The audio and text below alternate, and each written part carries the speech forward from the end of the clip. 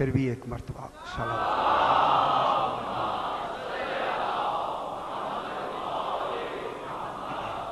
ذرا بلند تر صلوات.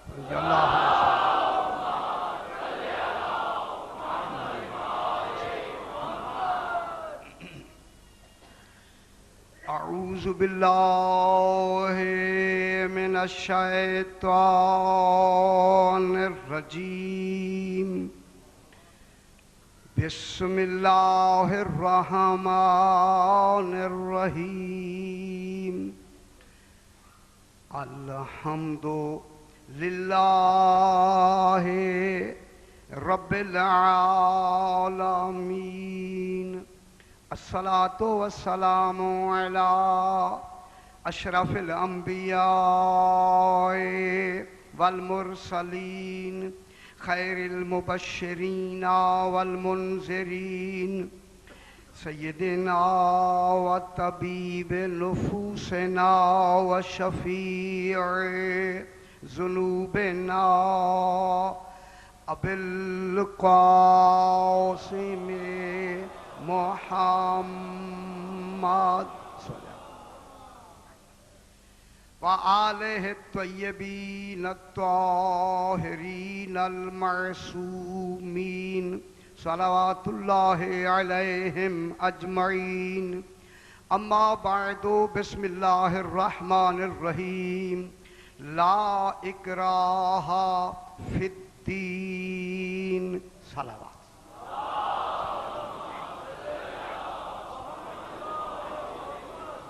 پھر بھی ذرا بلند تر صلوات.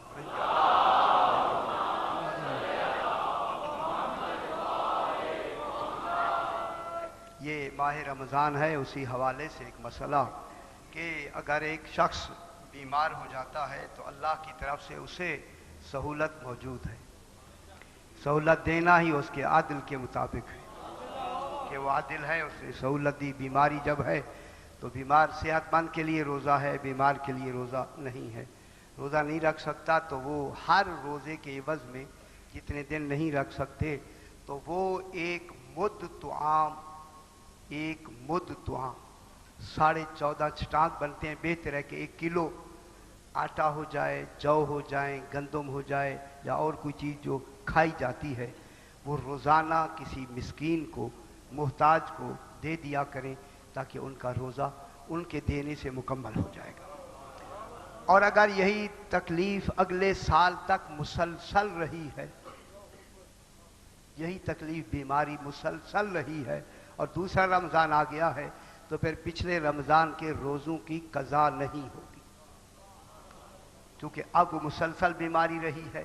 لہذا پھر سال جو ہے دوسرے روزے آ گئے، لہذا پچھلے روزوں کی قضا نہیں ہوگی. یہ خالق نے خاص سہولت عطا فرمائی ہے. بلند تر صلوات پڑھیں گے. اللہ محمد وآل محمد. آج یہ ہماری آیت الکرسی سے علی العظیم تک کل بات مکمل ہوئی. آج بات کو لا اکراہ فی الدین. خدا جانے کیسا دین بنایا ہے. مولا دین بنا کے ہمیں دیندار دیکھنا چاہتا ہے. میں کیا کہہ رہا ہوں؟ اللہ دین کو بنا کے ہمیں بے دین نہیں دیکھنا چاہتا، ورنہ وہ دین بناتا ہی نہیں.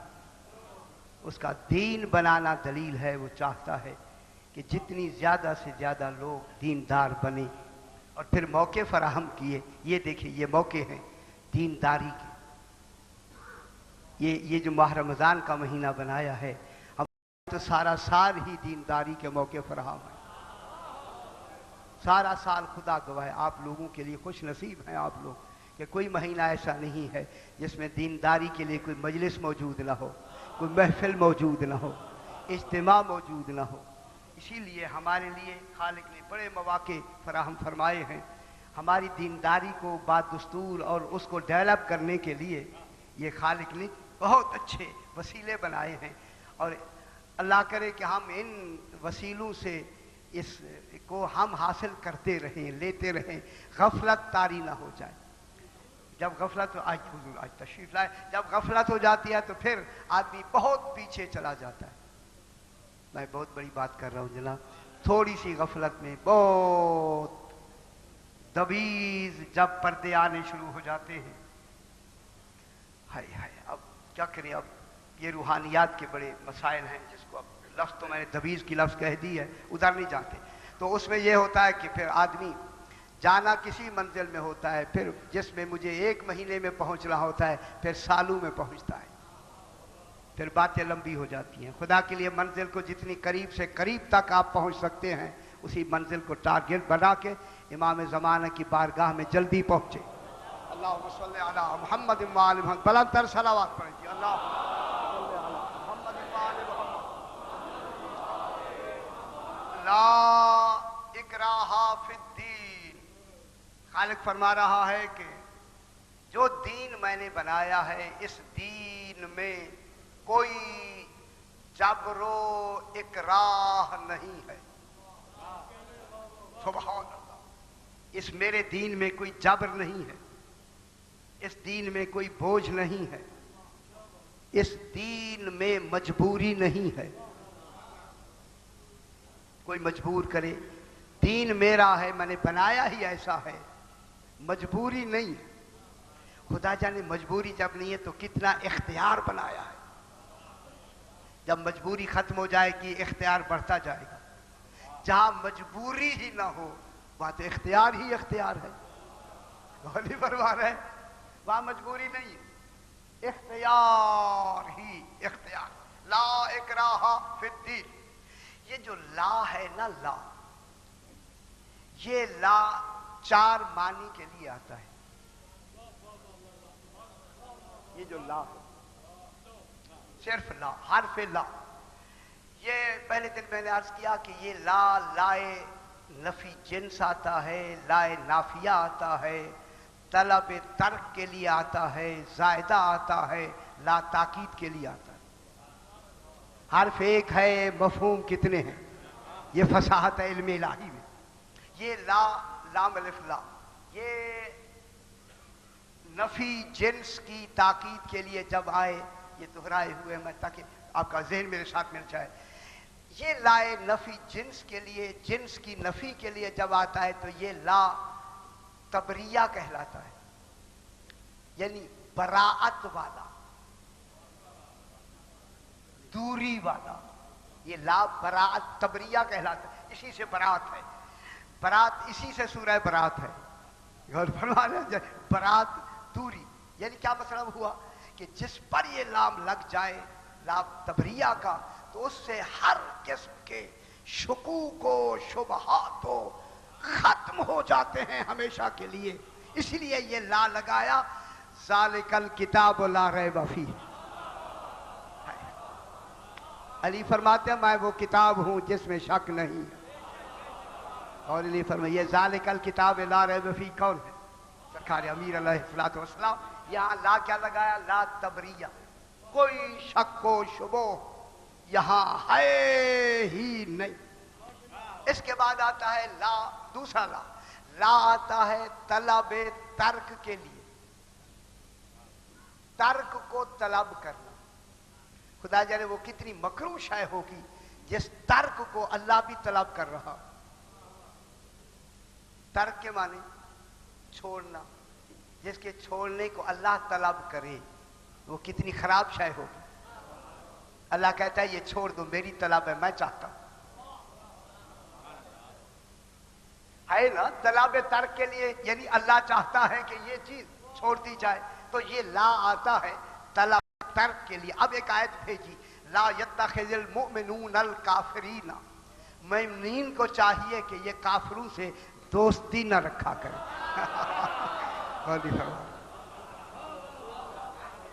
لا یتخذ المؤمنون الکافرین. یہ لام کون سا آیا ہے؟ طلب ترک کے لیے. ٹھیک ہے کہ ترک طلب نہ کرو, ان کو, ان سے دوستی نہ کرو. یہ اس لیے کہ مفید نہیں ہے تو بھی اچھا جناب یہ باتیں لمبی نہ ہو جائیں. تو طلب ترک کے لیے آتا ہے. پھر آتا ہے یہ لا. یہ لا آتا ہے جناب تاکید کے لیے. اور ایک لا زائدہ ہوتا ہے کہ جس کے لیے فرمایا لا اقسم بہذا البلد وانت حل بہذا البلد. رسول مجھے قسم ہے شہر مکہ کی صرف اس لیے کہ تو اس مکے میں آیا. ووالدوں وما ولد، ایک والد کی قسم ہے اور ایک بیٹے کی قسم ہے. اللہ اکبر. کوئی تو والد ہے نا مکے میں، کوئی تو بیٹا ہے نا مکے میں. اور فرمایا کریں بابا، اور فرمایا کریں. سرکار فرما رہا ہے مجھے قسم ہے بہذا البلد، اس مکہ شہر کی، انت حل بہذا البلد. پہلے تو یہ کہ تو آیا ہے، اور اس کے بعد دوسری قسم ہے ووالدوں وما ولد، ایک والد کی قسم ہے جسے ابو طالب کہتے ہیں.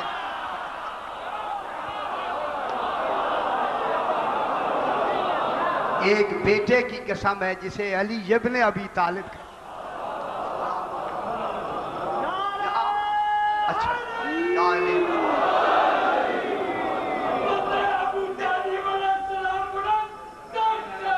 اللہم صلی علی محمد وآل محمد. تو اب یہ لا جو آیا ہے، یہ لا یہاں لا اقسموں میں لا آ کے یہ لا زائدہ ہے. لا تاکید کے لیے آتا ہے لا حول ولا قوت الا باللہ العلی العظیم، کوئی معلوم نہیں. لیکن یہاں جو لا ہے لا اکراہ فی الدین، یہ لا نافیہ ہے، نفی کے لیے آیا. اللہ کے دین میں جبر و اکراہ نہیں،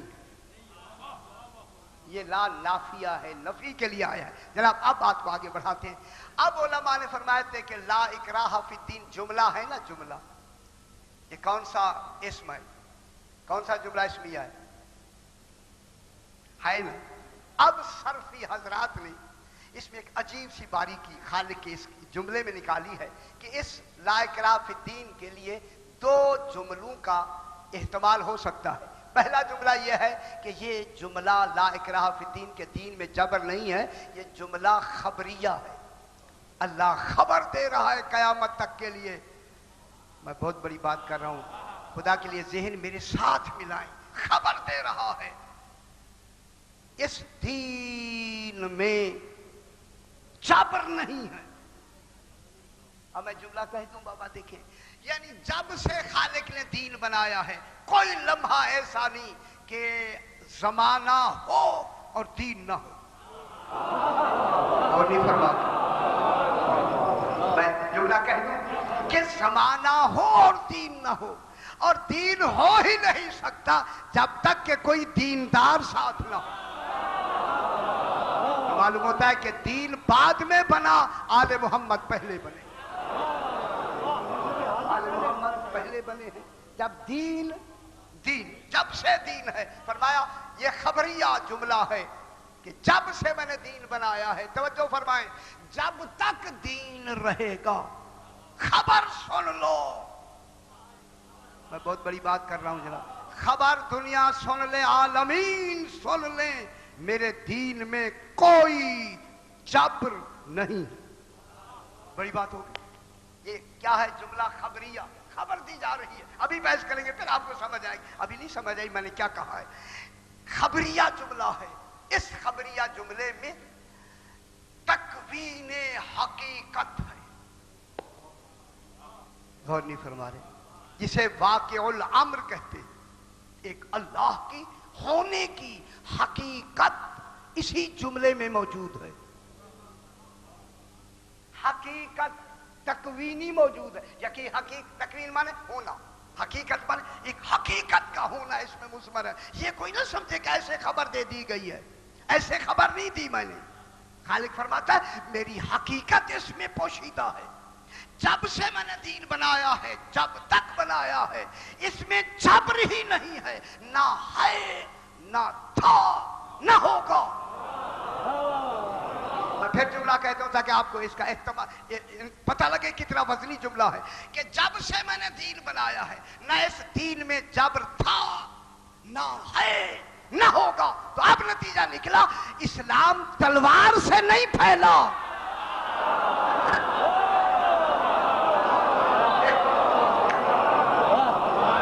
جو مجھے کہنا تھا جناب، جب دین میں جبر ہی نہیں ہے.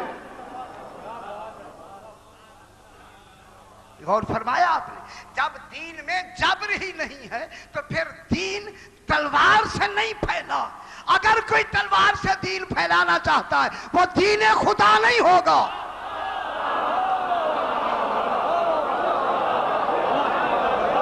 سے اور کوئی نام دے دے, دین خدا میں تو جبر ہے نہیں. دین خدا تلوار سے نہیں پھیلا, میں پھر کہہ رہا ہوں تلوار سے دین خدا نہیں پھیلا, اس میں تو جبر ہے ہی نہیں. تو پھر ماننا پڑے گا کہ جناب علی نے تلوار کیوں نہیں اٹھائی.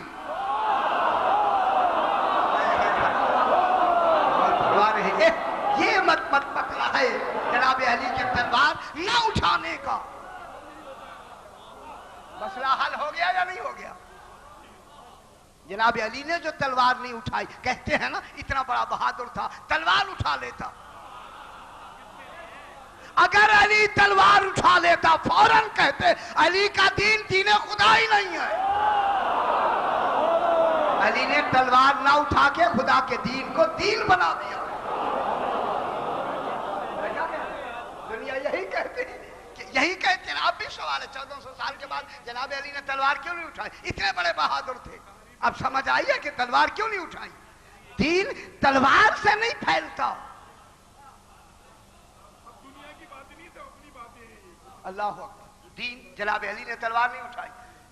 جلدی سے بات کو یہیں سے بات کو آگے بڑھاتے ہیں کہ دور اقتدار میں سرکار کے بعد ایک کافر قیدی آیا.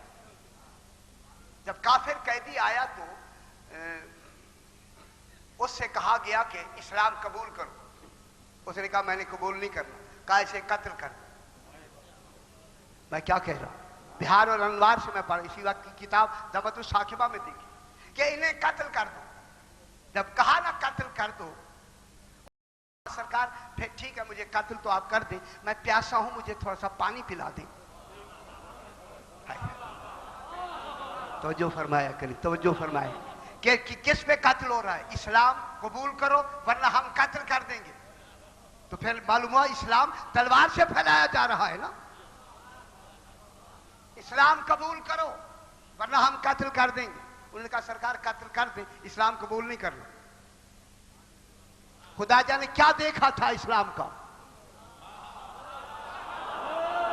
اب مجھے زیادہ نہ کہنے دینا ذرا. کہنے لگا نہیں اسلام قبول نہیں کرنا. جب نہیں کرنا تو انہوں نے کہا لے جاؤ انہیں قتل کرنے کے لیے. تو اس نے کہا مجھے پانی دے دو, میں پیاسا ہوں. اب جب پانی اس کے گلاس ہاتھ میں آیا دیکھ کر کہنے لگا سرکار اسی سے, سرکار اس پانی کے پینے تک مجھے قتل سے امان ہے. جب تک میں پانی یہ پانی نہ پی لوں اب مجھے قتل تو نہیں کریں گے. ہاں نہیں کریں گے. بس اس نے پیا نہیں, پانی زمین پہ ڈال دیا.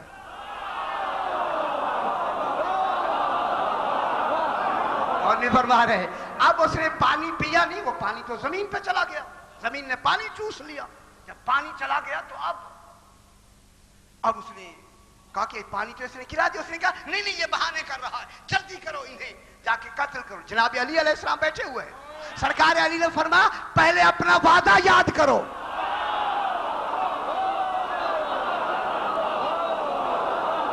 ابھی وعدہ کیا ہے کہ پانی پینے تک تجھے امان ہوگی. اس نے پانی نہیں پیا, پھر کیسے قتل کرو گے؟ ابھی تو تم وعدہ دے چکے ہو, کیسے پانی قتل کرو گے؟ اس نے کہا مولا یہ بات تو بہت مشکل ہوگی, پھر تو یہ قتل نہیں ہو سکتا. فرمایا مشکل نہیں آسان ہو گئی. اللہ اکبر, آسان ہو گئی ہے. جب یہ کہا نا میرے امام نے آسان ہو گئی, توجہ فرمائیں, میں امام اپنے امام زمانہ کی بات کر رہا ہوں. یہ ہمارے امام ہیں جن کا ہم تذکرہ روزانہ کرتے ہیں اور فخر سے ہم کرتے ہیں. جناب سرکار نے فرمایا کہ اب تو مسئلہ آسان ہو گیا. اس نے کہا سرکار کیسے ہو گیا؟ فرمایا اسی کافر قیدی کو بیچ دو, فروخت کر دو. اگر کوئی خریدار نہیں, میں علی خریدار ہوں. مسئلہ خود حل کر دیا. اس نے کہا مولا جب آپ ہی خریدار ہیں پھر آپ ہی خرید لیں. فرمایا کتنی درہم ہیں؟ اتنے. جناب نے درہم دے دیے, اسے خرید لیا. وہ دیکھ رہا ہے کہ میں بک گیا ہوں, یہ میرے مالک ہو گئے ہیں.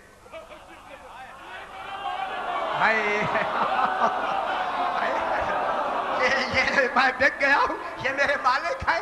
وہی گلاس جو خالی گلاس تھا نا, سرکار نے لے کے زمین کے اوپر رکھ کے فرمایا زمین پانی ہماری امانت واپس کرو.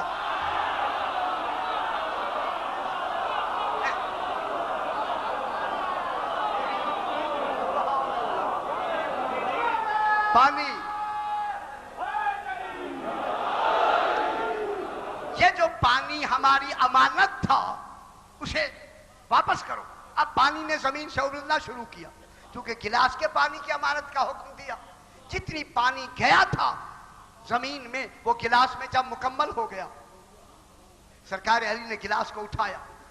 اٹھا کے وہ جو شخص کافر کہتا تھا کہ میں مسلمان نہیں ہونا چاہتا، سرکار علی نے اس کی طرف دیکھ کے فرمایا اسلام لاتا ہے. کہنے لگا مولا جب سے آپ نے خریدا ہے میں مسلمان ہو گیا.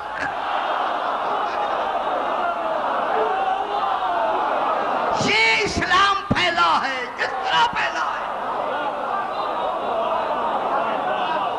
سرکار میں تو مسلمان ہو گیا. جب سرکار علی نے فرمایا دیکھیں میں نے تیری قیمت دے دی ہے، اب تو میرا غلام ہے، میں نے خریدا ہے، لہذا میں نے تجھے آزاد کر دیا، چلا جا اپنے گھر. یہ جملہ میں کیوں جاگر نہ کہوں تو مولانا ناراض نہ ہو جائیں.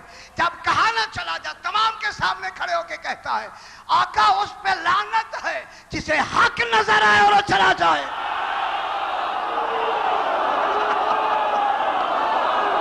کیا کہہ رہا مولا مدت کے بعد حق نظر آیا ہے.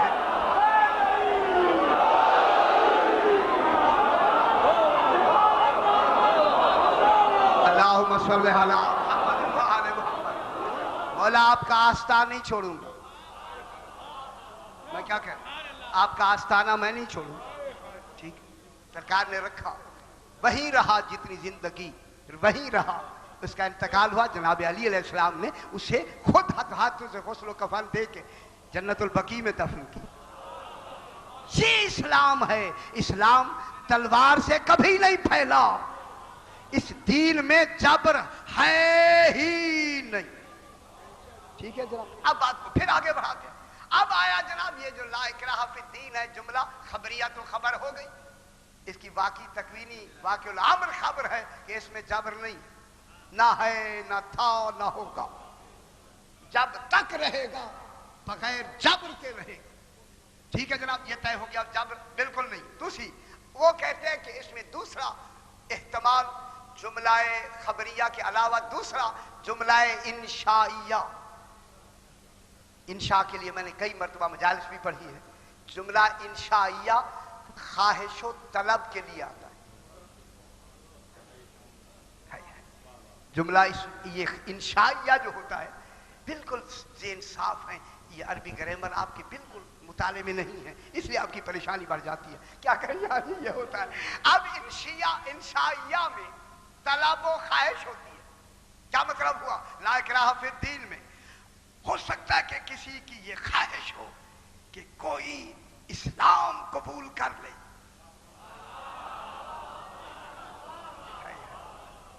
ہوتا ہے نا، خواہش ہوتی ہے نا. جو عزیز اگر ایسے ہو تو وہ چاہتے اللہ کرے یہ درست ہو جائے. اسی طرح جو کافر تھے ان کے لیے کیا تھا کہ اللہ کرے یہ مسلمان ہو جائیں. خواہش ہوتی ہے نا، اسے کہتے ہیں جملہ انشائیہ. اب اگر وہ کسی کو اپنی اس خواہش پر جو اس کی طلب ہے، خواہش نہیں طلب پر کہ کسی سے دین اسلام قبول کروا لے، اس قبول کروانے میں جبر نہیں ہے. کتنی بڑی بات ہوئی ہے. اس قبول کروانے میں کیا چاہتا ہے کہ یہ اسلام قبول کر لے. قبول کرے کون چاہتا؟ کون ہے؟ وہی جو مومن ہے، جو مسلم ہے، وہ چاہتا ہے کہ یہ کافر ہے اسلام قبول کر لے اپنی خواہش پر. جب بھی ہے اس کی اپنی خواہش، لیکن اس خواہش پر قبول کرانے کے لیے جبر نہیں ہوگا. بے شک خواہش اس کی اپنی ہے. اسی لیے علماء نے اسی کے ذیل میں آگے 2-3 باتیں لکھی ہیں کہ ایک انصاری تھا، وہ ایک حبشی غلام کو چاہتا تھا کہ وہ مسلمان ہو جائے. تو اس وقت اس سے تھوڑا سا جبر چاہا. فوراً آیت آئی کہ جبر نہیں ہے، اس کی مرضی ہے قبول کرے یا نہ کرے. تمہاری خواہش اپنی جگہ پر، تمہاری چاہت اپنی جگہ پر، اس کی چاہت ہمارے سامنے ہے. میں کیا کہہ رہا ہوں، کتنی بڑی بات ہے. ایک اچھی چاہت کو خالق نے اس کے جبر کے مقابلے میں رد کر دیا. ہائے ہائے، تمہاری اچھی خواہش ہمیں نہیں چاہیے، ہمارا عدل متاثر ہوتا ہے۔ اگر تم جبر کرو گے تو میرا عدل متاثر ہو جائے گا۔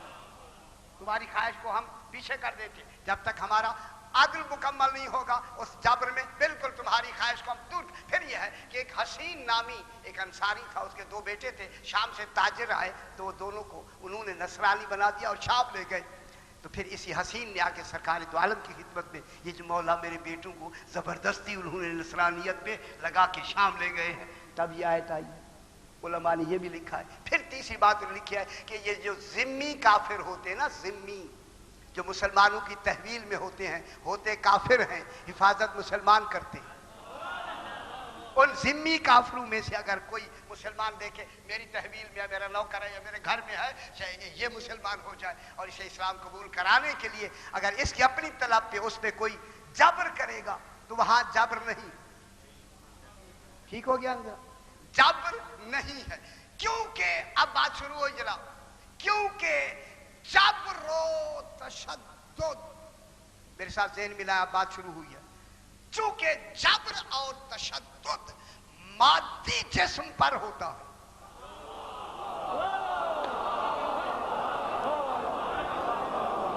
میں بہت بڑی بات کروں، ماشاءاللہ جو حضرات سمجھ گئے ہیں کہ دین کا تعلق جسم سے ہوتا ہے یا کسی اور شے سے ہوتا ہے۔ اب آپ سمجھیں، جبر اور تشدد کا تعلق ظاہری مادی جسم افعال ظاہرہ سے ہوتا ہے، اعمال ظاہرہ سے ہوتا ہے۔ اسی جبر و تشدد کو حدود و تعزیرات کہتے ہیں۔ حدود و تعزیرات سنی آپ نے؟ حدود اور تعزیرات کا تعلق ظاہری جسم سے ہوتا ہے، افعال ظاہرہ سے ہوتا ہے۔ افعال ظاہرہ کا نام شریعت ہے، دین نہیں۔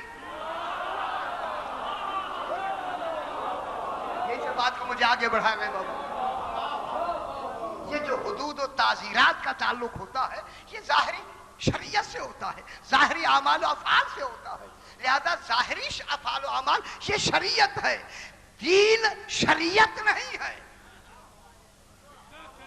دین کا تعلق دل سے ہوتا ہے، دین کا نام عقیدہ ہے۔ دین عقیدے کا نام ہے، دین تسلیم کا نام ہے، ظاہری عمل کا نام شریعت ہے۔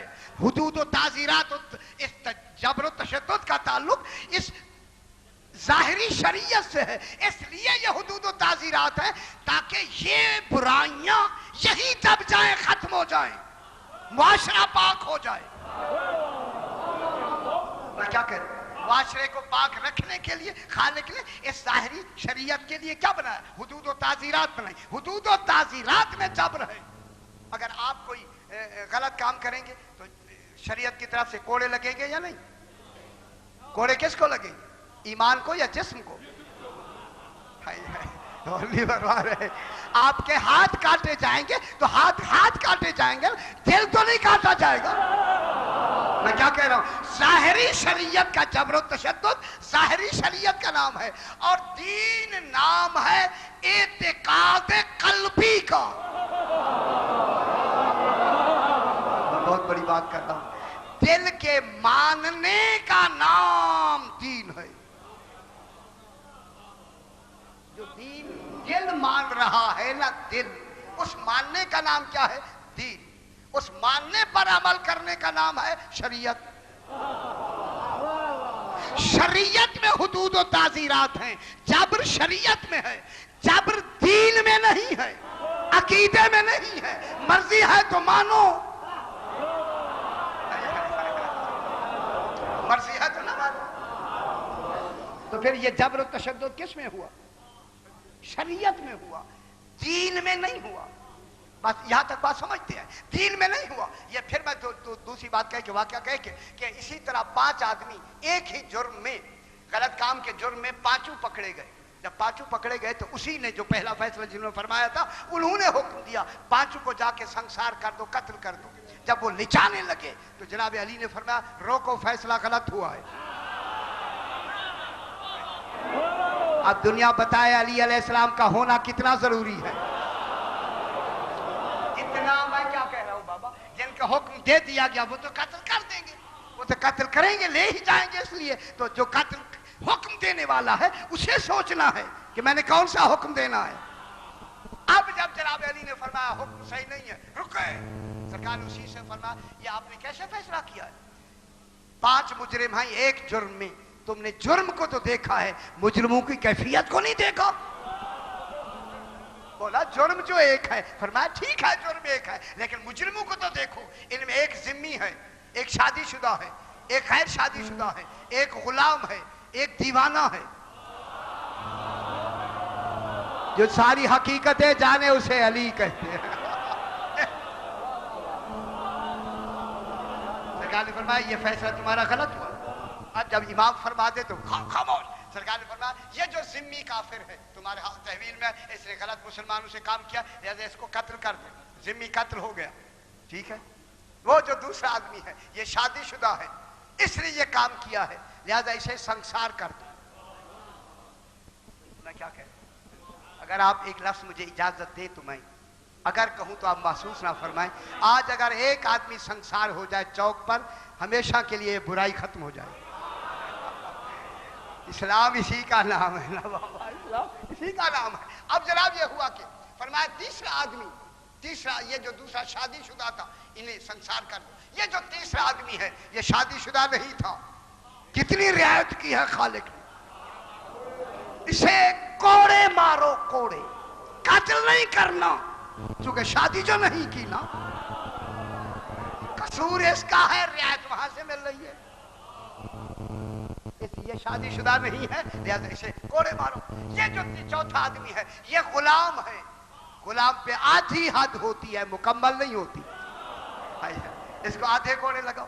یہ جو چوتھا پانچواں آدمی ہے یہ بیچارہ دیوانہ ہے, دیوانے پہ نہ حد ہوتی ہے, ان کے لیے کوڑے نہیں ہوتے. فرمایا انہیں 2 تماچے مار دو, یہی تاثیر ہے. سبحان اللہ. اب یہ جو شریعت ہے نا, شریعت اس میں جبر ہے, دین میں جبر نہیں ہے. ہاں ہاں ہاں انشاءاللہ. یہ ہوا کہ اس کے لیے جبر اب کس میں آیا بابا؟ ظاہری افعال میں, شریعت میں, دین میں نہیں. ابھی دیکھیں بات چلاتے ہیں, دین کہاں تک پہنچتا ہے.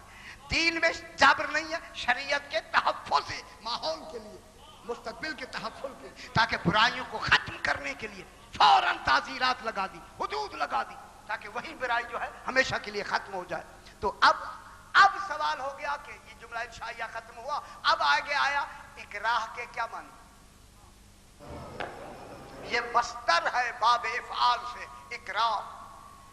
اس کے اکراہ کا لحاظ سے ہے, کراہت اسی سے ہے, اکراہ سے کراہت ہے, کراہت. اکراہ کے معنی ہے کسی شخص کو وہ چیز اٹھوانا جو اسے پسند ہی نہ ہو. میں کیا کہہ رہا ہوں, صحیح, کسی شخص کو وہ چیز اٹھوانا جو اسے پسند ہی نہ ہو. ایک ترجمہ یہ ہوا. دوسرا ترجمہ کہ ایک ایسے شے سے کام کروانا جہاں اس کی مرضی ہی نہ ہو, اور ایسے آدمی کو ایک کام پہ مجبور کرنا جسے معلوم ہے کہ یہ میرے لیے بہتر نہیں ہے. یہ ہوتا ہے اکراہ.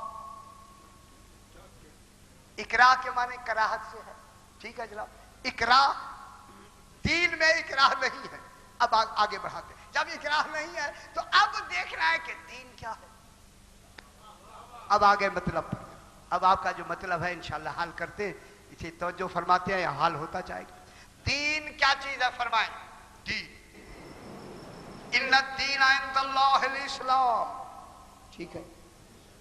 لا اکراہ فی الدین, دین میں جبر نہیں. ماشاءاللہ یہی توجہ میں چاہتا ہوں, دین میں جبر نہیں ہے. اب دین کیا ہے؟ سرکار فرماتے ہیں کہ مذہب کے 2 حصے ہیں, ایک حصے کا نام دین ہے, ایک حصے کا نام شریعت ہے. مذہب کے کتنے حصے ہیں؟ 2. ایک حصہ, اچھا یا تو بالکل آپ توجہ سے سوال فرما رہے ہیں یا میں اچھا نہیں کہہ رہا؟ ٹھیک ہے نا؟ ہاں توجہ، بہت اچھا ہے، ہاں بے شک ٹھیک ہے۔ اب یہ ہوا کہ دین مذہب میں دو چیزیں ہیں، ایک ہے دین اور ایک ہے شریعت، ٹھیک ہے نہیں؟ اب دین اور شریعت دو چیزیں، اب ان میں دونوں کو فرق کرنا ہے کہ دین کیا ہوتا ہے، شریعت کیا ہوتی ہے۔ جن حقیقتوں کو ماننا ہے وہ دین ہے۔ اب خدا کے میرے ساتھ ہو جائیں، آپ کی توجہ ہے، جن حقیقتوں کو توحید حقیقت ہے، نبوت حقیقت ہے، امامت حقیقت ہے، عدل حقیقت ہے، جن حقیقتوں کو ماننا ہے وہ دین ہے، جن احکام پر عمل کرنا ہے وہ شریعت ہے۔ جن احکام پر عمل کرنا ہے وہ شریعت ہے، جن حقیقتوں کو ماننا ہے وہ دین ہے۔ اب ماننا اور احکام پر عمل کرنا، اب دوسرا دین اور شریعت کا فرق یہ ہے کہ جن چیزوں کا تعلق دل سے ہے وہ دین ہے، جن کا اعضاء سے ہے وہ شریعت ہے۔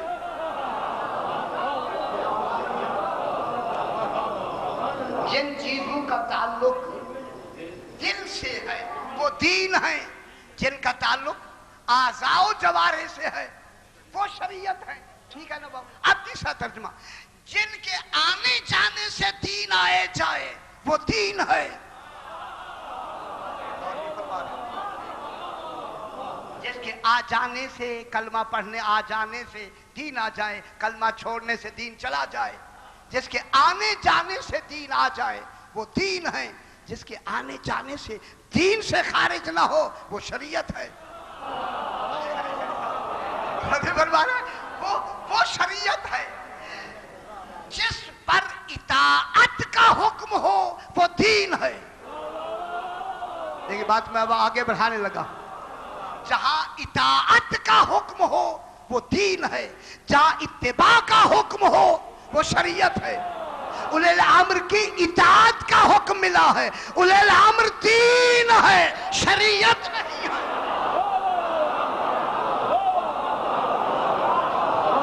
جہاں اطاعت کا حکم ہے وہ دین ہے، جہاں اتباع کا حکم ہے وہ شریعت ہے، وہ شریعت ہے۔ بابا جہاں نجات ملتی ہے وہ دین ہے، جہاں ثواب ملتا ہے وہ شریعت ہے۔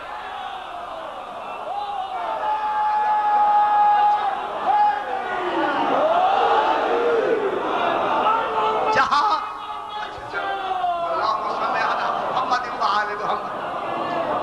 آپ کی ڈیوٹی بھی تو پوری کرنی ہے نا، آپ کا کوٹا بھی تو پورا کرنا ہے، کیا کریں؟ یہ ہوتا ہے کہ جہاں نجات ہو وہ دین ہے، جہاں ثواب ہو وہ شریعت ہے۔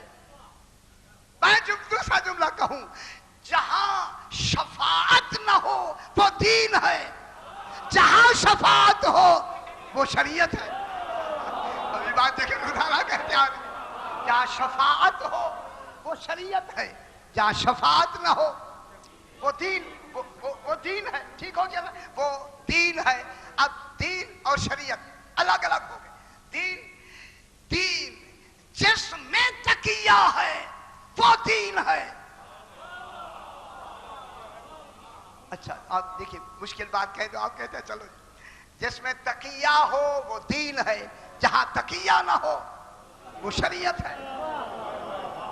جو مرکز عبادت ہو وہ دین ہے، جو طریقہ عبادت ہو، جو مرکز عبادت ہے وہ دین ہے، جو طریقہ عبادت ہے وہ شریعت ہے۔ میں جملہ کہوں، جس کو چھوڑ دینے سے گناہگار ہو جائے وہ شریعت ہے۔ میں کیا کہہ رہا ہوں؟ جس کو چھوڑنے سے گناہگار ہو جائے وہ شریعت ہے، جس کے چھوڑنے سے دین سے نکل جائے وہ دین ہے، ٹھیک ہو گیا نا؟ دین اور ہے، شریعت اور ہے۔ یہاں تک بات اس لیے میں نے پھیلا کے بات کی ہے، اسی لیے شریعت اور دین میں فرق یہ ہے، دین میں جبر نہیں ہے، شریعت میں حدود و تعزیرات ہیں. اس لیے دین جسے ہم ایمان کہتے ہیں یہ اعتقاد قلبی کا نام ہے، دل کے ماننے کا نام دین ہے، جس کو ہم اپنی زبان میں ایمان و عقیدہ کہتے ہیں. یہ ایمان و عقیدہ جس کو ہم مان رہے ہیں یہ کیا ہے؟ دین. اعتقاد قلبی کا نام دین ہے. اب یہ آیت میں آ کے بالکل یہی اکراہ کی لفظیں بتا دی ہیں. من کفر باللہ من بعد ایمانہ الا من اکرہ وقلبہ مطمئن بالایمان. یہ جناب عمار ابن یاسر کے بارے میں ہے. انہیں پکڑ کر لے گئے، ٹھیک ہے، اور کہا کہ ان کی والدہ گرامی جناب سمیہ خاتون اور جناب عمار کو لے کے گئے، تینوں کو لے کے گئے کہ اپنا عقیدہ چھوڑو. انہیں خبر ہی نہیں تھی کہ عقیدے میں تشدد ہوتا ہی نہیں. ان میں جو تشدد ہوا ان کے عمل پہ نہیں ہوا، عقیدے پر، کہ عقیدہ چھوڑو. اب ان دونوں نے، ان کی والدہ گرامی اور جناب عمار نے عقیدے کو نہیں چھوڑا، انہوں نے قتل کر دیا. جب قتل ہو گئے دونوں ماں باپ تو جناب عمار یہی کھڑے ہیں، ان کو کہا کہ تیرے آپ کے باپ کو ہم نے قتل کیا، لہذا تم بھی اپنا عقیدہ بدلو، جو ہم کہتے ہیں وہی لفظ کہو. میں کیا کہہ رہا ہوں؟ جو ہم چاہتے ہیں وہی کہو. اب کہنا تو زبان سے ہوگا نا، وہ یہ نہیں سمجھ رہے، کہنا تو زبان سے ہی ہوگا. فرمائیں گے تو زبان سے ہی فرمائیں گے. زبان سے جملے ان کے کہہ دیے. کسی نے بھاگتے ہوئے رسول سے جا کے کہا آقا عمار تو کافر ہو گیا. فرمایا نہیں، اس کے رگ رگ میں ایمان چھایا، اس کے رگ رگ میں ایمان موجود ہے. یہ نہیں ہے. جب ان کو چھوڑا گیا تو روتے ہوئے سرکار کے پاس آئے، مولا انہوں نے اتنا مجھ پر جبر کیا کہ مجھے مجبوراً لفظیں کچھ کہنا پڑ گئی ہے، کیا میں مسلمان مومن ہوں؟ فرمایا دل سے تو نہیں کہا، مولا زبان سے کہا. فرمایا اور کہتے رہنا.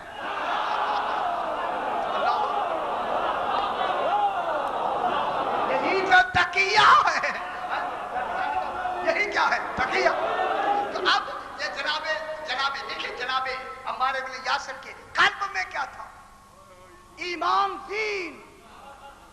ظاہری طور پر انہوں نے مجبور کی، اور دین میں تو جبر ہی نہیں ہوتا. اسی طرح دیکھیں مومن آل فرعون کون ہے؟ توجہ فرمائیں ماشاءاللہ. اس لیے میں سوال کرتا ہوں تاکہ آپ بیدار ہوں کہ میں کیا کہنے لگا ہوں. مومن آل فرعون یہ جناب موسیٰ پر قلبی ایمان رکھتا ہے. 600 سال تک یہ ایمان رکھے رہا، لیکن شریعت پر ایک دن عمل نہیں کیا. جناب موسیٰ کی شریعت پر اس نے عمل نہیں کیا. اگر عمل کرتا تو یہ قتل ہو جاتا. البتہ اپنے خوف کے لیے ان پر ایمان رکھے رہا. لیکن اللہ نے ان کو کیا کہا؟ مومن آل فرعون. یہیں سے تو بات کو آگے بڑھاتے ہیں نا. مومن آل فرعون یہ مومن ہے. کس کی وجہ سے مومن ہے؟ اعتقاد قلبی کی بنا پر. اب اقرار باللسان، اس نے ظاہری طور پر زبان سے اقرار نہیں کیا، لیکن دل میں اعتقاد رکھتا ہے. میں بہت بڑی بات یہاں کہنے لگا ہوں. میرے سامنے اس وقت تشریف رکھتے ہیں کراچی میں، ہو سکتا ہے یہ پہلی مرتبہ جملہ میں دہرا رہا ہوں کہ دیکھیں سرکار مومن آل فرعون نے اعتقاد قلبی میں جناب موسیٰ کو مانا ہے. اللہ اسے مومن کہہ رہا ہے. شریعت پر ایک دن بھی عمل نہیں کیا، لیکن ہے مومن، دیندار. کس کی وجہ سے دیندار بنا؟ صرف اعتقاد قلبی کی بنا پہ مومن بنا. مومن بنا نا، مومن بنا. تو پھر میں کہہ دوں اگر دل میں اعتقاد ہے، زبان سے کہے بھی نہ، اس کا مومن ہونا ثابت. اگر جناب ابو طالب نے نہیں کہا،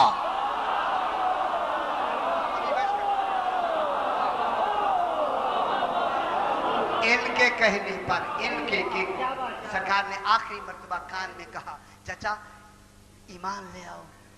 انہوں نے کان والی بات کیسے سن لی؟ نا میرا سوال ہے نا میرا بابا، حق بنتا ہے ہمیں یا کیوں ہم دفاع کریں نا ان کا؟ ہمارے آقا جو ہیں، ہم نہ دفاع کریں کون کرے گا؟ ان سے سوال ہے، آپ کو تو آپ کی بیوی بھی گھر کی بات نہیں بتاتی، رسول کی بات آپ کو کیسے معلوم ہے؟ میں کیا کہہ رہا ہوں؟ یہ کھڑی ہوئی باتیں خدا کی قسم بیٹھے بیٹھے کھا لی ہے۔ رسول کہے کان میں اور تمہیں خبر آ جائے، پھر وہ کان ہی ایسے نہیں ہیں جو کان بات آگے پہنچا دے، کیسے معلوم ہو گیا؟ جناب ابو طالب علیہ السلام نے ایمان ہی نہیں لایا، انہیں کیا خبر ایمان لایا ہے، اقرار کیا ہے؟ آج تک کسی نے بیان نہیں کیا، میں کرنے لگا ہوں۔ خدا کے لیے توجہ فرمائیں، توجہ۔ صاحبان علم اس وقت تشریف رکھتے ہیں، نہیں بیان ہوا، میں بیان کر رہا ہوں۔ سرکار ابو طالب علیہ السلام نے اقرار فرمایا۔ اب دلیلیں میں دینے لگا ہوں، سمجھنا سننا آپ نے۔ آپ دیکھیں بابا، یہ جو اعتقاد قلبی ہے، ایمان ہے، اس ایمان پر نجات اخروی منحصر ہے۔ نجات ملے گی ایمان پر، ٹھیک ہے نا؟ یہ تو سمجھ گئے نا بابا، نجات کس پر ملے گی؟ ایمان پر۔ لیکن عمل جو عمل ہے، اس سے نجات اخروی نہیں ملے گی۔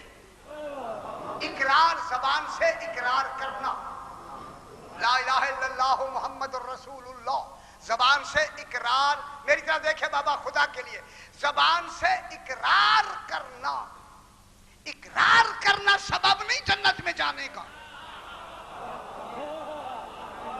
جنت میں جانے کا سبب دل سے ماننا ہے، لیکن اس اقرار کا، میری طرف دیکھیں بابا، اس لا الہ الا اللہ محمد الرسول اللہ زبان پر جاری کرنے کا، اقرار کرنے کا، اقرار کرنے والے کو فائدہ کیا پہنچتا ہے؟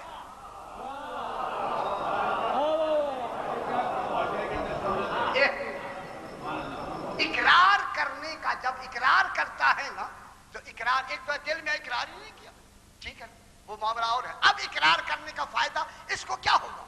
اسی کو اقرار کرنے والے کو پہلا فائدہ یہ ہوگا کہ جتنی ظاہری اس وقت اسلام ہے، اس کے سارے احکام اس پہ لاگو ہو جائیں گے۔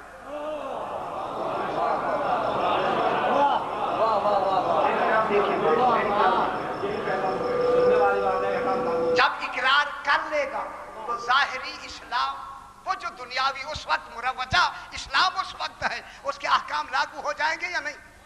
لاگو ہو جائیں گے۔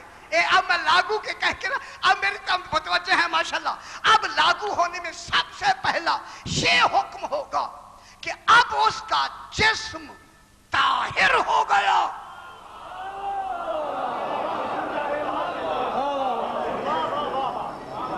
کیونکہ لا الہ الا اللہ کہنے سے کیا ہوتا ہے؟ شرک دور ہوتا ہے۔ محمد رسول اللہ کہنے سے کفر دور ہوتا ہے۔ علی ولی اللہ کہنے سے نفاق دور ہوتا ہے۔ لا الہ الا اللہ کہا، روح پاک ہو گئی۔ محمد رسول اللہ کہا، جسم پاک ہو گیا۔ اب جب زبان پہ دہرایا تو اس دہرانے کے اقرار کا کیا مطلب ہوا؟ کہ ظاہری جسم پاک ہو گیا۔ خدا کے لیے میں ظاہری اسلام کی بات کر رہا ہوں، پاک ہو گیا یا نہیں؟ اس کے گھر کا کھانا جائز ہو گیا۔ میں بہت بڑی بات کر رہا ہوں جناب۔ اس کے بعد دیکھیں، گھر کا کھانا اقرار ظاہری سے درست ہو گیا، جسم کا پاک ہونا ظاہری اقرار سے ہو گیا۔ اب اللہ کہتا ہے، اے رسول، میں نے ابو طالب کا گھر تیرے کھانے کے لیے بنایا ہے۔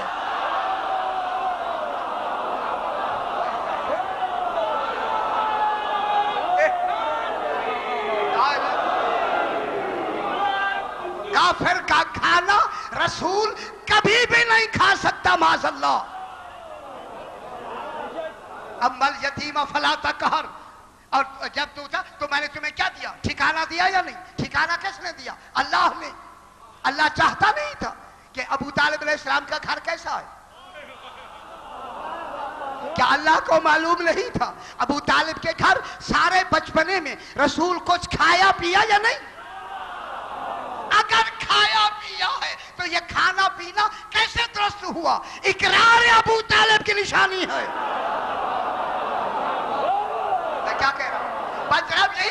बात को आगे बढ़ाता हूं। देखिए जनाब, जिसमें अबू तालिब इकरार की बिना पे पाक है, यही वजह है कि रसूल जब भी बैठते थे अबू तालिब की गोद में बैठते थे।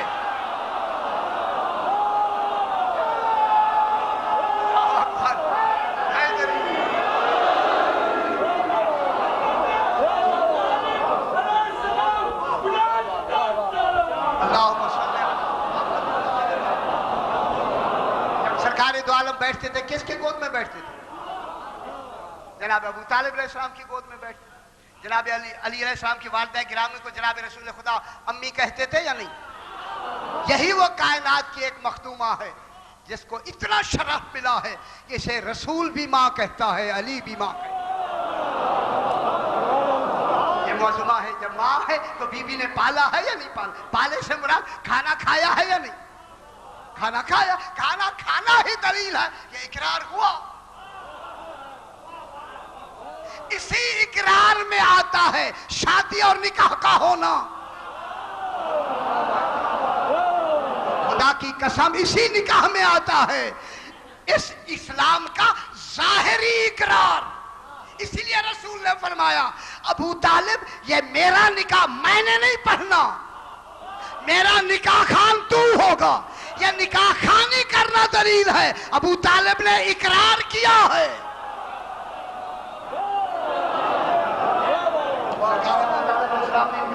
इकरार फरमाया, तो निकाह किसने पढ़ा?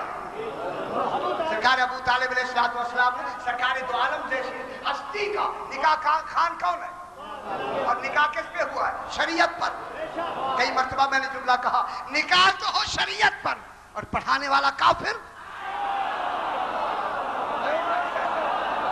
ये क्या तसव्वुर है बाबा? ये दुनिया का क्या तसव्वुर है? अगर निकाह सही है और यकीनन सही है, जब निकाह यकीनन सही है तो फिर पढ़ने वाले का इकरार इस्लाम जरूरी है या नहीं? जरूरी नहीं कि वो आपके सामने इकरार करे, ये तो जरूरी नहीं। आप तो थे ही नहीं, आपके सामने क्या तसव्वुर है? किसी के भी सामने इकरार की जरूरत नहीं, लेकिन ये दलाइल बताते हैं कि इकरार हुआ। और सरकार दो आलम का निकाह किसने पढ़ा? जनाब अबू तालिब अलैहिस्सलाम। और ये साथ ही सफर में जब गए तो शाम की तरफ जाते हैं, शाम की तरफ सरकार जा रहे। मसाइल पढ़ना? अच्छा, मसाइल पढ़ते हैं। सरकार जा रहे हैं शाम की तरफ, काफिला लेकर। आपको मालूम है उस काफिले में सरकार दो आलम भी साथ हैं। आगे एक राहिब का दैर है। राहिब ने दूर से तौरात और इंजील में देखा कि आखिरी नबी वो होगा जिसके ऊपर बादल ने साया किया होगा। बस इधर बादल देखा काफिले पर, उसने किताब खोली। इधर इसने किताब खोली, उधर रसूल दो आलम काफिले से अलग हो गए, बादल उधर हो गया। और नहीं फरमा रहे, फिर आए बादल इधर आ गया। 2-3 मरतबा ऐसे गए, उसे यकीन हो गया ये जो जवान 50 साथ आ रहा है यही खातमुल मुरसलीन है। जब आए वहां पड़ाव किया, बस पड़ाव किया, वहां हमेशा आगे ठहरते थे। फौरन आदमी भेजा कि ये इस काफिले का जो सरदार है उसे कहो कि मेरे पास आए, मैं मिलना चाहता हूं। अब जनाब अबू तालिब अलैहिस्सलाम चल के जब वहां गए, इसने ताज़ीम देकर ऐसे देख देख के कहता है, ए बुजुर्ग शख्सियत फरमाए कि आपको हुस्न कहां से मिला है? मैं जुमला कह दूं, मैंने आका अबू तालिब अलैहिस्सलाम ने फरमाया ये हुस्न हमारा मीरास है, हुस्न हमारे विरसे में मिला है। कहने लगा कि आपको मैं दावत देता हूँ, दावत देता हूँ, आज कल की रात का खाना आपने हमारे यहाँ खाना है। सरकार ने फरमाया हम कई मरतबा यहाँ आए हैं, आपने कभी दावत नहीं की, आज क्यों कर रहा है? कहने लगा जो मैंने आज देखा है वो पहले कभी नहीं देखा था। खाने के लिए दावत हो गई, सारे आ गए। सरकार दो आलम को वहीं बिठा के क्योंकि अमानतें मुख्तलिफ थी, बिठा के सारे आ गए। अबू तालिब अलैहिस्सलाम सारे, वो तो आदमी दरवाजे पर राहिब खड़ा है, हर आदमी को गुजरते देखता है। जब सारे गुजर गए, उन्होंने कहा आ जाए, सारे आए। कहने लगा जिसके लिए दावत की है वो तो आया नहीं है। जिसके लिए दावत की है वो तो नहीं आया। हाँ, उन्होंने कहा कि उन्हें हमने वहां अमीन बना के बिठाया है। आदमी भेजा गया, सरकार दो आलम आए। अब ये आखिरी जुमला मैं कहूं, आए और आकर जनाब अबू तालिब की गोद में बैठ गए। अब क्या समझते हैं गोद में बैठने के कितने मसले हल फरमाए सरकार ने? बस बैठना था। राहिब ने ताजीम से खड़े होकर यह पूछा, जनाब अबू तालिब से फरमाया आपका इस बच्चे से क्या रिश्ता है? फरमाया मैं इनका बाप हूं। इस काबिल तो होना चाहिए ना ऐसा शख्स। अल्लाह कहे ये फातिमा का बाप है, अबू तालिब कहे मैं इसका बाप हूं। कोई तो अजमत है ना जनाब अबू तालिब साहब। फरमाया ये हमारी तौरात में है कि वो तो यतीम होंगे। हाँ हाँ, फरमाया मैं उनका चचा हूं, वो यतीम है। कहा कि तुम्हें मुबारक हो, ये खातमुल मुरसलीन है। फरमाया तुम्हें आज पता है, मेरे तो सामने हर वक्त है। खुदा को उस वक्त इसने कहा सरकार की यहाँ ये जो मोहर नबूवत है, आप मुझे, मैं यहाँ बोसा देना चाहता हूँ। उस वक्त मेरे आका अबू तालिब अलैहिस्सलाम ने फरमाया पहले ये कलमा पढ़ लेता है। कलमा पढ़ के कहा आका अब इन्हें अपनी मोहर रिसालत जरा दिखाएं। अब जो सरकार ने कपड़ा हटाया, इसने मोहर रिसालत को चूमा। सुभान अल्लाह, ये है जो खुश नसीब लोग हैं। ये कौन है? जबर दीन में नहीं है। बस इस दीन को किसने बचाया है? इसी अबू तालिब की औलाद ने बचाया। जनाब ज़ैनब किसकी बहू है? माशाल्लाह सैयदा सुकबूल फरमाए, किसकी बहू है जनाब ज़ैनब आलिया? कहाँ गई है जनाब ज़ैनब? कूफा और शाम के बाजारों में कौन गई? हम बातें कर देते हैं, आप सुन लेते हैं, लेकिन कूफा और शाम के बाजारों में जनाब ज़ैनब आलिया गई है ना, ये जनाब अबू तालिब की औलाद गई है ना। बस आ गई ज़हरा की बेटी। कई मर्तबा बयान हुआ, एक मर्तबा नहीं, कहाँ आके खड़ी हुई? जहां दरबार यजीद में वहां खड़ी कर दी गई जहां गैर मुस्लिमों को खड़ा किया जाता है। माशाल्लाह सैयदा सुकबूल फरमाए, ये जुमले हम कह देते हैं, आप लोग सुन लेते हैं। ये जरा वहां पूछे, जब आई ना साथ वाले दरवाजे से करीब आई, दरबार यजीद के दरवाजे तक 70 कदम का फासला जनाब ज़ैनब आलिया ने 16 घंटे में तय किया। खुदा गवाह एक मुज्तहिद पढ़ रहे थे, मैं मौजूद था वही। फरमाया 16 घंटे में 70 कदम का फासला तय हुआ। अब आप अंदाजा फरमाए कितना हुजूम होगा और कितनी देर तक ज़हरा की बेटियां खड़ी रही होंगी। अल्लाह अकबर, अल्लाह अकबर। आ गई ज़हरा की बेटियां दरबार यजीद के दरवाजे पर। अंदर क्या देखा? ये लोग बैठे हुए हैं, कुर्सियों पर बैठे हैं और शराबें पी रहे हैं, ढोल बज रहा है। उस वक्त मेरी आकाज़ादी ने कहा सज्जाद कोई और दरवाजा है? मान ना हो जाए हमें किसी दूसरे दरवाजे से ले जाओ, ये हमारी शान के मुताबिक नहीं है। सज्जाद इब्न कैस मलून ने कहा नहीं, हम इसी से ले जाएंगे। उस वक्त मेरी शहजादी ने फरमाया सज्जाद बेटा तू इमाम है, हमारे लिए क्या इसने जिहाद है, क्या हुक्म है, चली जाएं। मेरे इमाम ने फरमाया हाँ फूफी अम्मा चली जाओ। खुदा गवाह कहा उम्मे कुलसूम या अली कह के दाखिल हो जाओ। क्या करें, हमें पढ़ना पड़ता है, हम आपको सुनाते हैं। जब बीबियां दाखिल हुई ना, रस्सी ज़जर इब्न कैस ने पकड़ी हुई है। इस यजीद मलून ने कहा सारी बीबियों को मेरे आगे से गुजारो। हाय हाय हाय हाय। जब बीबियां आगे से गुजरी ना, हर एक का नाम पूछता है ये बीबी कौन है, ये बीबी कौन है। जब आई ना 4 साल की सकीना, माशाल्लाह पुरसा दे जनाब सकीना के हवाले से, कैसे आई? कुर्ते पे खून लगा हुआ है, गले में तंग रस्सी है, छोटे छोटे बाल मुंह में डाले हुए हैं, हाथ पसे गर्दन बंधे हुए हैं, इन कोहनियों से पर्दा बनाया हुआ है। जब आई ना मेरी शहजादी सकीना, इसने कहा ज़जर रुक जा। जब रुक गया पूछा बच्ची तू कौन है? जनाब सकीना का गला इतना सख्त था, बोल नहीं सकी। जनाब सज्जाद को देखा, फिर उसने पूछा, बोल नहीं सकी, फिर पूछा बीबी बच्ची तू कौन है? फिर जनाब सज्जाद को देखा। जब तीसरी मर्तबा इस मलून ने छिड़क दी ना, तो इस ज़जर ने इस जोर से रस्सी खींची, तमाम बीबियों के कदम हिले।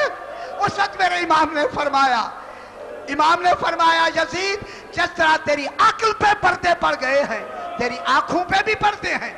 देख नहीं रहा कि रस्सी बंधी हुई है, बच्ची का गला कितना सख्त है, इसलिए नहीं बोल सकती। कहा ज़जर इसकी रस्सी को ढीला करो। मेरे इमाम ने फरमाया खबरदार, ये गैर महरम है, ये आले रसूल है। फिर कैसे रस्सी ढीली हो? फरमाया मेरे हाथ खोलो। امام کے ہاتھ کھولے گئے، جناب سکینہ کی رسی ڈھیلی کی نا، جب سکینہ نے اپنے زمین پر پاؤں رکھے ایک لمبا سانس لیا، میرے خیال بہت بڑا مصائب ہے جو میں کہہ رہا ہوں، 4 سال کی بچی نے ایک لمبا، اجرکم اللہ اجرکم اللہ، سید آسو قبول فرمائے۔ ہاں میں پھر کہتا ہوں جناب، جب یہ رسی کھلی نا، اللہ جانے کتنا تنگ تھی یہ رسی، جناب سکینہ نے ایک لمبا سانس لیا۔ بس یہ منظر امام نے جب دیکھا، کہا یزید اگر اس وقت میرا نانا آ جائے اس دربار میں اور ہمیں اس حالت میں دیکھے تو کیا جواب دے گا؟ اس ملعون نے کوئی جواب نہیں دیا، اس نے یہ کہا کہ بیبیوں کو وہاں کھڑا کر دو جہاں غیر مسلموں کو کھڑا کیا جاتا ہے۔ اب جب سارے آگے، جناب سجاد آگے، بیبیاں پیچھے کھڑی ہو گئی، سارا دن کھڑی رہی دربار یزید۔ اللہ اکبر۔ جب یہ فارغ ہوا نا یزید، جناب سجاد کی طرف دیکھ کے کہتا ہے قیدی قیدی تو نے اپنا انجام دیکھ لیا۔ جب اس نے طنز کیا نا، اس وقت میرے امام نے فرمایا یزید انجام آیا کہاں ہے؟ جب آئے گا تو بھی دیکھ لے گا اور میں بھی دیکھ لوں گا۔ جب اتنا کہا قیدی ہو کر مجھے جواب دیتا ہے، کہا جلاد جلدی کرو آگے بڑھو، ان کا سر قلم کرو۔ جب جلاد تلوار لے کے قریب آیا نا، اس وقت میری آقا زادی نے کہا فضا اب آگے سے ہٹ جا۔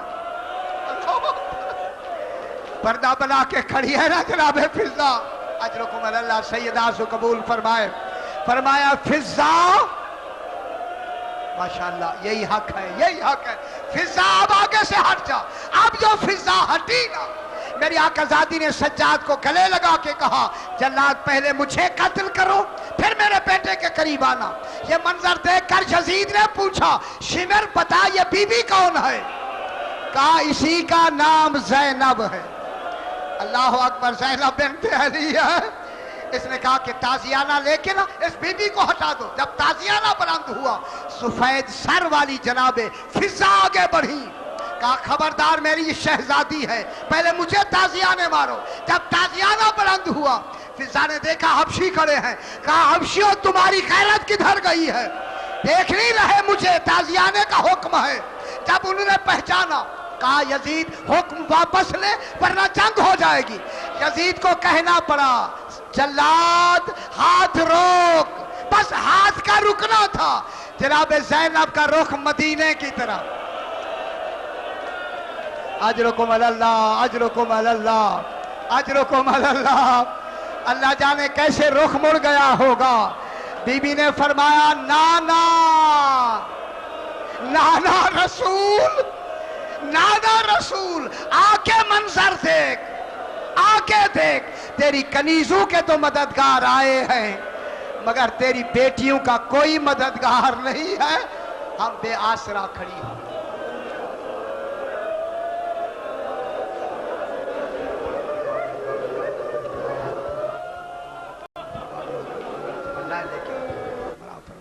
اپنے اپنے مرحومین کے لیے، شہداء کے لیے سورہ فاتحہ۔